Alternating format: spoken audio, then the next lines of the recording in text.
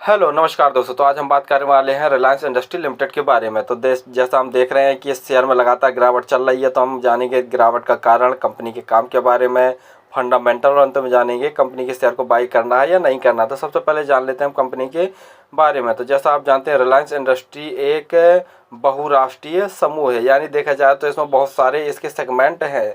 और इसके सेगमेंट में देखा जाए तो मुख्य रूप से ऊर्जा, पेट्रोकेमिकल्स है, प्राकृतिक गैस है, रिटेल, दूरसंचार, मीडिया एंड क्लॉथ्स है, ये इसके व्यवसाय हैं। और रिलायंस भारत में सबसे अधिक लाभदायक कंपनियों में से एक है। बाजार पूंजीकरण के मामले में देखा जाए तो ये हमारे हिंदुस्तान की सबसे बड़ी कंपनी, और राजस्व के मामले में भी देखा जाए तो भारत की सबसे बड़ी कंपनी है।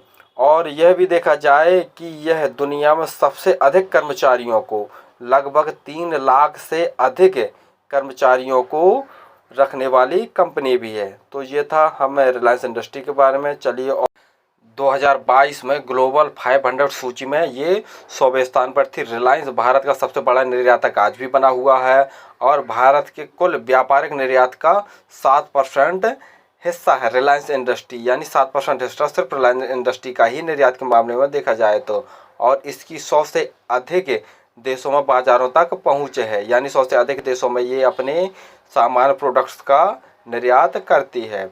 और सीमा शुल्क और उत्पाद शुल्क से भारत के कुल राजस्व के लिए लगभग 5% के लिए रिलायंस ही जिम्मेदार है। और निजी क्षेत्र में सबसे अधिक इनकम टैक्स देने वाली कंपनी भी रिलायंस इंडस्ट्री है।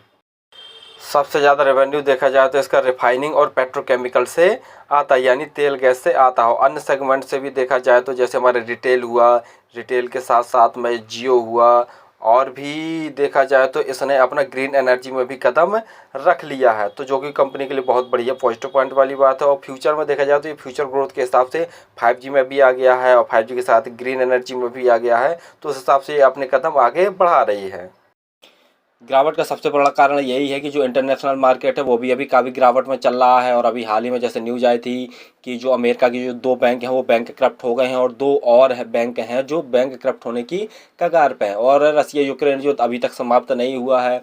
और महंगाई देखते हैं तो महंगाई ये अपने कदम आगे बढ़ाती जा रही, तो ये सभी कारण है जो रिलायंस में गिरावट का कारण। और दूसरा बड़ा कारण ये भी है कि जो FII है, FII भी अपना इंडिया से माल बेचकर बाहर निकल रहे हैं, तो ये भी एक गिरावट का कारण है। और FII हैं शेयर मार्केट से पैसा निकालकर अपना बॉन्ड्स में पैसा लगा रहे हैं, तो जिसके कारण भी शेयर मार्केटिंग में थोड़ी गिरावट देखने को मिल रही है।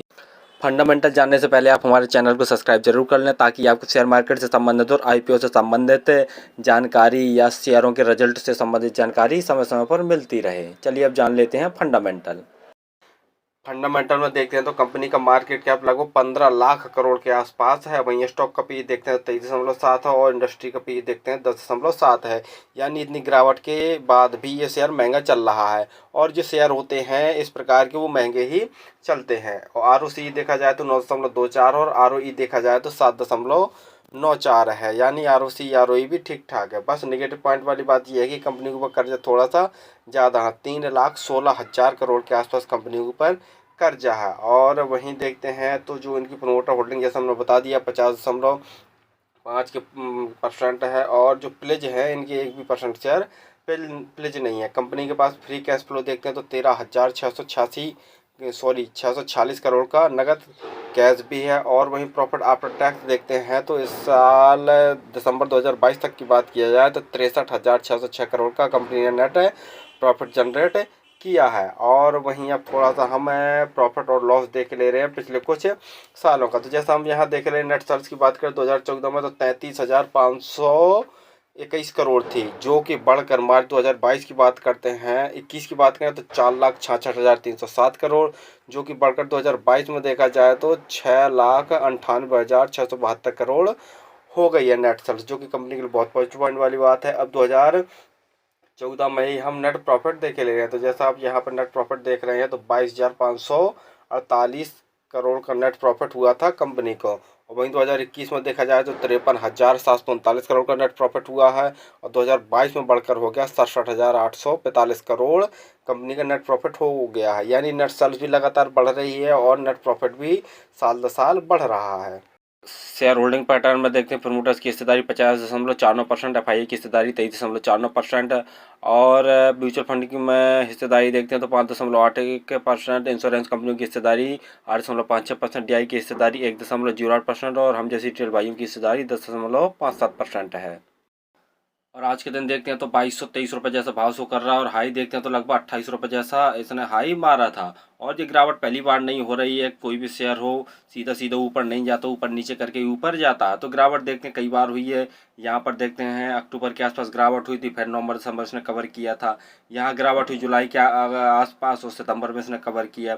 यहाँ मार्च में गिरावट हुई तो लगभग 2-3 महीनों में। और देखते हैं कि जब भी शेयर में गिरावट होती तो लगभग ये अपना जो रिकवर है ज़्यादा से ज़्यादा 2-3 महीनों के अंदर ही गिरावट कवर कर लेता है। तो पहली बार ऐसी गिरावट नहीं हो रही, यहाँ देखिए गिरावट हो रही है तो यहाँ तुम्हारे 3-4 महीने में अपनी गिरावट को कवर कर रहा है। तो ये बेहतरीन मौका हो सकता है आपको गिरावट में शेयर मिलने का।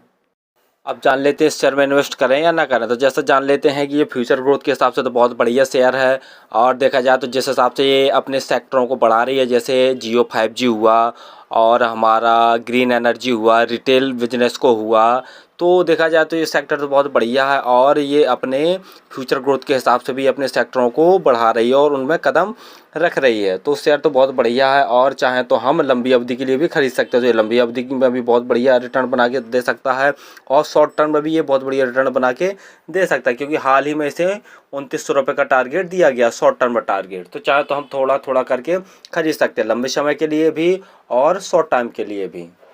किसी भी शेयर में इन्वेस्ट करें तो आप स्वयं का एनालिसिस करके ही और अपने रिस्क पर ही इन्वेस्ट करें। धन्यवाद।